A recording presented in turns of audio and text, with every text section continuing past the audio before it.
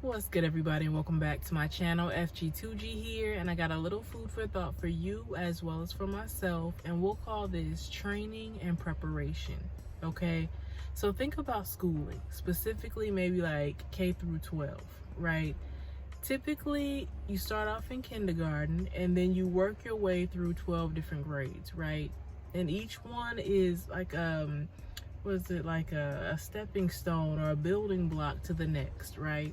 You need kindergarten to prepare you for the first grade. You need the first grade to prepare you for the second grade, so on and so forth. But you know, there are moments where, at least I'm just speaking for myself, you might find yourself in elementary school, let's say fourth grade, and you can't wait to get to middle school because it's going to be lit and all of the above. I think the school lunch trays, they didn't have the compartments. It was just, like big kid status. I don't know why that was important to me, but it was cool. Anyways, you're in elementary school sometimes, can't wait to get to middle school, or in middle school and can't wait to get to high school, so on and so forth. But what if you were in the fourth grade and you had just made mention that you couldn't wait to be in like seventh or eighth, and someone was like, oh, okay, well, yeah, let's just put you there, okay? What sense does that make, typically? If you go from the fourth grade to the seventh or the eighth grade, and you weren't necessarily prepared, it's just something you wanted to do. That really wouldn't make a whole lot of sense. Because you got the fifth, you got the sixth grade, you got stuff you need to, accomplish and learn before you get there. Like, if you're already en route to middle school, you're already en route, but you got some stuff to do beforehand. Same thing in life.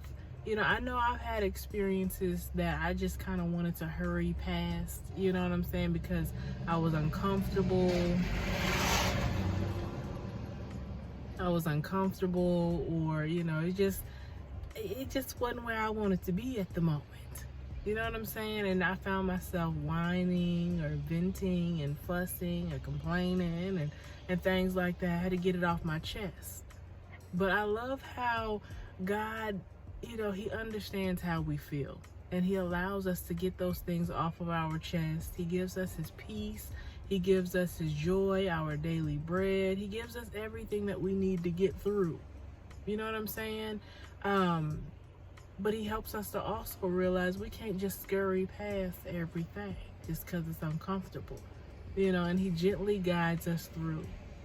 And the thing is, a lot of maybe where we want to be, maybe we're already en route to it. It's just that we have some preparatory things to do ahead of time. So I say all that to say this: you can't always just hurry past things just because they're uncomfortable. We have to learn to catch the lesson and understand that where we are today very well might be like, a building block to where we want to be tomorrow. All right. So don't forget, sometimes there's a little training, a little preparing in the process. So don't try to hurry along.